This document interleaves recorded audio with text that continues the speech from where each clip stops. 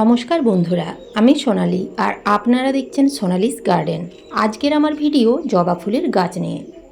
আপনাদের জবা গাছের গ্রোথ কি একেবারেই থেমে গেছে?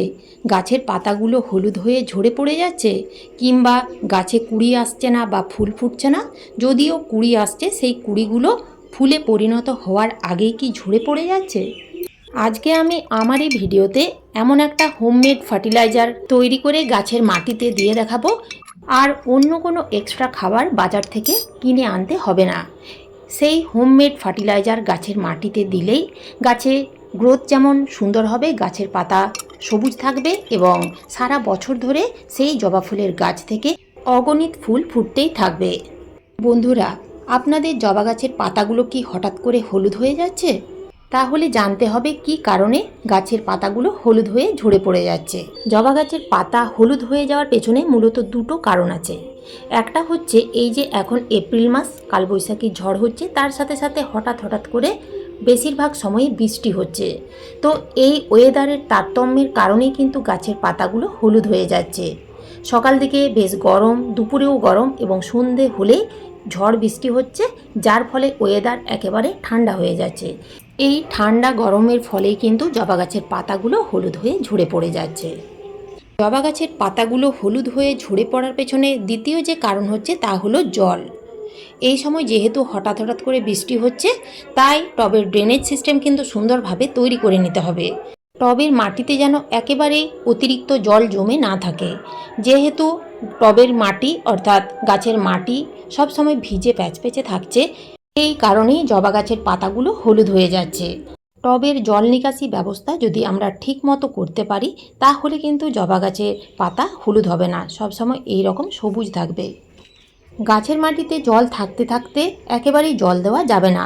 গাছের মাটি ভালো করে শুকিয়ে নিতে হবে, তারপরেই টব ভর্তি করে জল দিতে হবে। তাহলে গাছের পাতা এইরকম সবুজ থাকবে। এরপরেই জেনে নেওয়া যাক জবা গাছের গ্রোথ কেন থেমে যাচ্ছে এবং গাছে কেন কুঁড়ি আসছে না। গাছের গ্রোথ থেমে যাওয়ার পেছনে দুটো কারণ থাকে। এক নাম্বার যে কারণ তা হচ্ছে গাছের মাটিতে নাইট্রোজেন না থাকার কারণে, অর্থাৎ নাইট্রোজেনযুক্ত খাবার না থাকার কারণে গাছের গ্রোথ থেমে যায়। আমরা গাছের মাটিতে যে জৈব খাবারগুলো দিচ্ছি, অবশ্যই আমাদের দেখে নিতে হবে তার মধ্যে নাইট্রোজেনযুক্ত খাবার আছে কি নেই।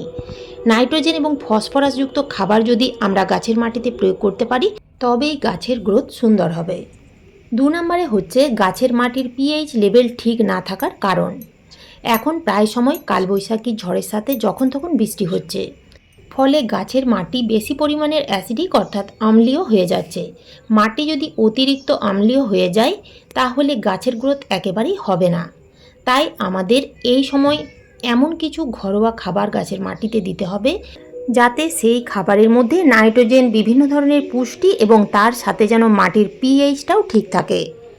যখন মাটির পিএইচ সঠিক থাকে, তখন জবা গাছের শিকড় খুব সহজে মাটির ভেতরে আটকে থাকা পুষ্টি শোষণ করতে পারে, যার ফলে জবা গাছের প্রত্যেকটা ডগায় প্রচুর কুঁড়ি আসতে শুরু করে। গাছের গ্রোথ সুন্দর করার জন্য এবং গাছ থেকে প্রচুর পরিমাণের কুঁড়ি নেওয়ার জন্য আমাদের মাঝে মধ্যে জবা গাছের ডালের মাথাগুলো একটু করে কেটে দিতে হয়। গাছে যখনই নতুন নতুন কচি কচি পাতা ছাড়তে শুরু করবে এবং গাছের কুঁড়ি আসতে শুরু করবে, ঠিক সেই সময় দেখবেন মিলিবাগ, জাপ পোকা, সাদামাছি, বিভিন্ন ধরনের পাতা ছিদ্রকারী পোকা, এছাড়াও পিঁপড়ে গাছে এবং গাছের মাটিতে দেখা দেবে। পিঁপড়ে থাকলে মিলিবাগ হবেই। তো এই সমস্ত রকম সমস্যার সমাধান করার জন্য যে ঘরোয়া জৈব খাবার গাছের মাটিতে দিতে হবে, সেই খাবার আপনারা কিভাবে তৈরি করবেন। খাবার তৈরি করার জন্য প্রথমেই নিতে হবে চা পাতা। এই চা পাতা আপনারা দোকান থেকে কিনে আনা চা পাতা অর্থাৎ ফ্রেশ চা পাতা নিতে পারেন, কিংবা ব্যবহার করা চা পাতাও নিতে পারেন।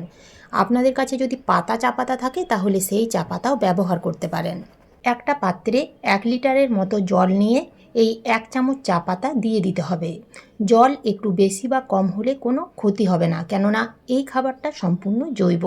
চা পাতার মধ্যে নাইট্রোজেনের মাত্রা অনেক বেশি থাকে, যার ফলে গাছে প্রচুর নতুন নতুন পাতা গজাতে সাহায্য করে, গাছের গ্রোথ সুন্দর রাখে। এই চা পাতা দিয়ে তৈরি ফার্টিলাইজার গাছের মাটিতে দিলে মাটির পিএইচ লেভেল ঠিক রাখতে সাহায্য করে। এই খাবারের সাথে আর একটা জিনিস যোগ করতে হবে।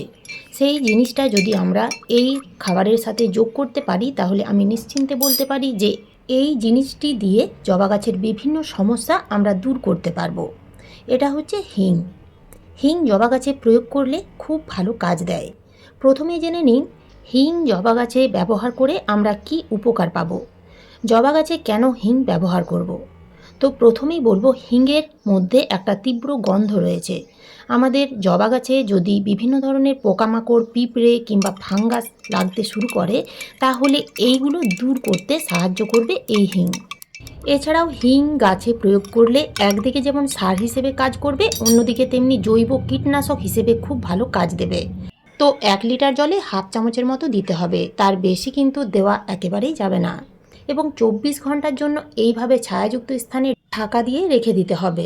এই হিং অ্যান্টিব্যাকটেরিয়াল হিসেবে কাজ করে, মানে গাছগুলোকে রক্ষা তো করবেই, তার সাথে সাথে মাটিতে যদি বিভিন্ন ধরনের ক্ষতিকারক ব্যাকটেরিয়া যেগুলো গাছের মাটিতে থাকলে গাছের ক্ষতি হতে পারে, সেগুলোকে ধ্বংস করবে। এবং জবা গাছের মাটিতে যে ভালো এনজাইমগুলো থাকে যা গাছের বৃদ্ধিতে সাহায্য করে, তো সেই এনজাইমগুলোকে বৃদ্ধি করতে সাহায্য করবে এই হিং। 24 ঘন্টা পরে জলের কালার ঠিক এই রকম হয়ে যাবে, এই রকম লাল বর্ণের হয়ে যাবে। তো খুব ভালো করে গুলে নিতে হবে।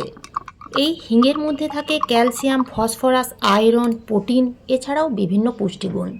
এই পাওয়ারফুল লিকুইড ফার্টিলাইজার আমরা কখনোই গাছের মাটিতে সরাসরি দিতে পারবো না। আরও দ্বিগুণ জল মিশিয়ে নিতে হবে।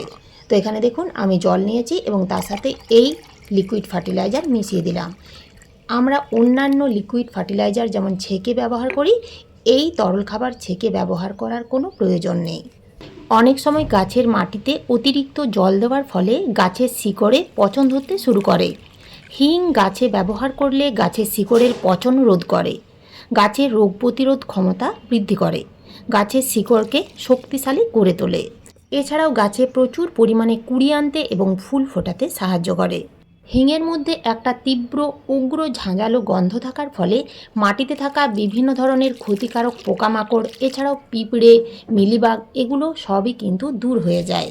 চা পাতা এবং হিং এই দুটো জিনিস দিয়ে তৈরি লিকুইড ফার্টিলাইজার 15 থেকে 20 দিন অন্তর সকালবেলায় কিংবা বিকেলবেলায় একটা টবের মাটিতে আমরা যতটা পরিমাণ জল দিই, ঠিক ততটা পরিমাণ এই খাবার সারা বছর ধরে যদি আপনারা গাছের মাটিতে দিয়ে যেতে পারেন, তাহলে জবা গাছের মাটির উর্বর ক্ষমতা অনেক বেশি বৃদ্ধি পাবে।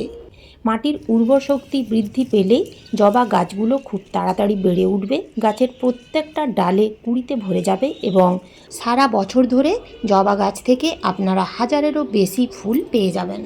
আপনাদের মধ্যে অনেকেরই ধারণা যে জবা গাছের মাটিতে ঘন ঘন খাবার দিলে সেই গাছ থেকে ভালো রকমের ফুল পাওয়া যায়। তা কিন্তু নয়।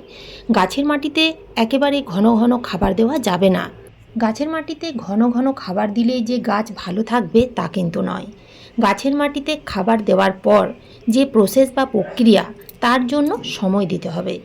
এছাড়াও গাছগুলোকে ভালোভাবে রোদ খাওয়াতে হবে। জেনে বুঝে গাছের মাটিতে জল প্রয়োগ করতে হবে। খাবার দেওয়ার পরে যদি আবার খাবার দিয়ে দিই, তাহলে গাছ ভালোভাবে কিছুতেই সেই খাবার গ্রহণ করতে পারবে না। ভালো রেজাল্ট পেতে গেলে আমাদের খাবারের গ্যাপ রাখতে হবে। তো এইভাবে আপনারা জবা গাছের একটু পরিচর্যা করুন এবং এই খাবারগুলো গাছের মাটিতে প্রয়োগ করে দেখুন। এবং যেভাবে বললাম সেইভাবে যদি আপনারাও এই গাছের মাটিতে খাবার দেন এবং সেই পরিচর্যাগুলো করেন, তাহলে আমার জবা গাছগুলোর মতো আপনাদের জবা গাছেও একেবারে কুঁড়িতে ভরে যাবে। এবং আপনারা দেখতেই পাচ্ছেন একেবারে ছোট্ট ছোট্ট জবা গাছে কিন্তু অসংখ্য কুঁড়িতে ভরে আছে এবং ফুল ফুটছে। তো আজ এই পর্যন্তই, ফিরে আসবো অন্য কোনো নতুন ভিডিও নিয়ে। ভিডিওটা ভালো লাগলে একটা লাইক অবশ্যই দেবেন এবং কমেন্ট করতে ভুলবেন না। যে সকল বন্ধুরা আমার চ্যানেলে আজ প্রথমবার ভিডিও দেখছেন, চ্যানেলটিকে সাবস্ক্রাইব করে পাশে থাকার অনুরোধ রইল। আপনারা সবাই ভালো থাকবেন, সুস্থ থাকবেন। ধন্যবাদ।